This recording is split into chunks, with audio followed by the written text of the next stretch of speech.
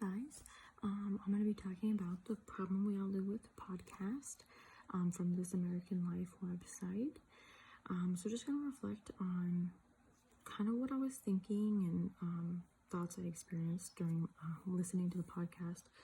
It was a lot. I'm not going to lie. I feel like tons of emotions were running through my head while I was listening to it, and just overall really, really sad, honestly. I mean, I think most people are going to be sad listening to this podcast just because I don't really think many of us are, exposed to this idea that there is still inequality and there still is racism that is alive and well in our society today. And I just think,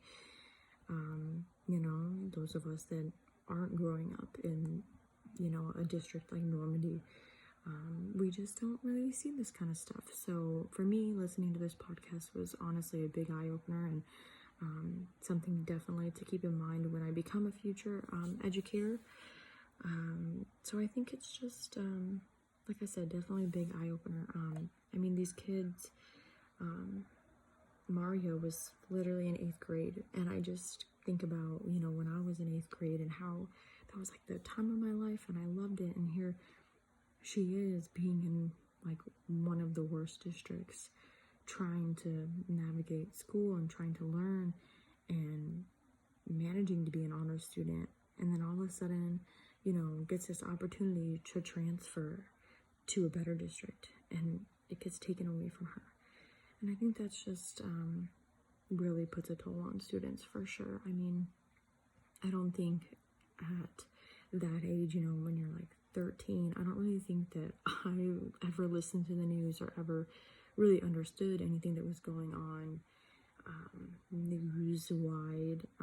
So like for me, hearing, that, Normandy district went from unaccredited to non-accredited so that all of the students would have to come back. I mean, I just don't think that students would understand what that means. I think they're thinking, what did I do wrong?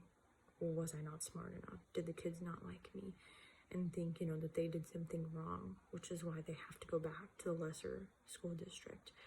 So I think that's really unfortunate, and I think that definitely plays on their minds and their hearts often.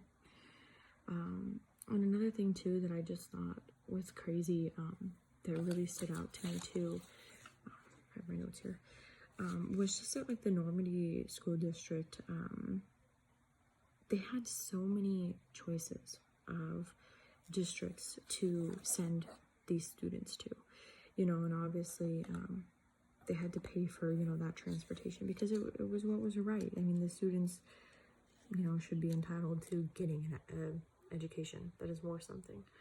And they were only 5 miles away from one of the best districts in the area, but they chose one that was 30 miles away, which was Francis Howell. And, they did that because they didn't want the kids to leave, and they didn't want to, I guess, lose the district in total. But to me, I just think that's so sad because we should want, kids to get good education. We should want them to succeed. They're our future. So to me, I just think for them trying to basically set these kids up for failure to keep them there is really crappy. But what was even, speaks even louder than that was that over 1,000 students were like, yeah, I will get up at 5:30 in the morning and I will make it on that bus and I will get to that better school district. I mean, I have a hard time getting up before 9 o'clock, and I'm 23 years old now, so doing that when I was younger, I mean, that's just even like the thought that these kids that are, in high school and middle school are willing to do that because they value their education so much. I think that's just, I think that speaks more about their character and the kind of students that they are rather than, all these parents from the Francis Howell thinking, that they're going to bring violence and they're going to bring drugs and weapons. And I think that they're just completely disregarding these students' emotions and, what they're capable of. And I think that's really unfortunate because, like Maria's mom said, my kid could be a future doctor who's saving you or saving your kid, and you don't know, and you can't know until you give these students a chance, and that's what they deserve. I mean, even listening about Cameron going to classes and how he's supposed to be in AP, and he's only in 3 academic classes and the rest are all music, and that's absolutely okay. I mean, music is important, but to be in less academic classes than that, I think is just crazy. I mean, you have so much to learn during this time, and it's getting taken away from these students, and they're getting taught by professors who aren't certified to teach AP, and they're getting taught by substitutes who've been there for months who aren't teaching new material or their own material, and they're being taught by teachers who don't show up, or maybe they're in classes that the district can't afford to pay a teacher to be there for. And I just think, these kids, if I was in that position, why would I want to try? Why would I want to show up to school when my teachers are clearly individuals that aren't certified to be teaching me? So it's like the district doesn't care about me, so why should I care? And I'm sure that's what these students are thinking, and the reason why, there's so much maybe violence and bad grades and things like that in the district, because why would they try when they don't have that support system, or when they literally don't have teachers to educate them? I mean, how can you succeed? So I think that's really sad, and that's really unfortunate, and that was just kind of my thoughts on it. And then lastly too, I did go on the National Center for Education, and I looked up the high school that I went to, and then I looked up a high school that was near me, which is Mesa High School, and I went to Boulder Creek High School. And the difference in just the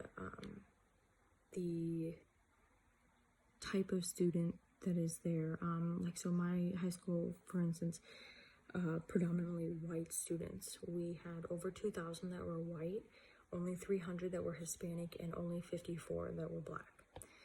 And then I look at Mesa High School, where there are only 900 white students, over 2,000 that are Hispanic, and 150 that are black. So obviously the demographic between race and ethnicity are obviously very different between these two schools. And then something that I noticed too is that there is an option here for free lunch eligibility. Mesa High School has over 50% of their students who are eligible, and my high school has 10%. So I think that just was very interesting to me too, because I did some research about Mesa High School, and they are in the top 10 lowest graded high schools in the area.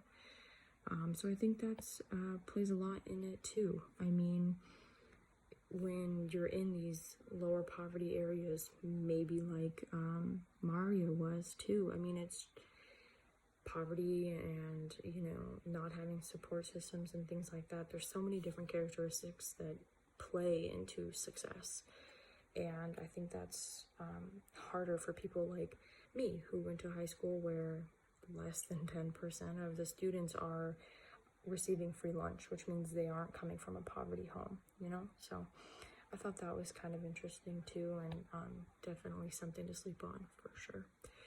But yeah, I think that was about it, and I think this is definitely going to be something that I'm going to share, even with just people close to me. I think this really spoke volumes to me, but also future educators too, and just keeping that in mind with the future students that we're going to have, and keeping that in mind as we're teaching and caring for these students. So thanks.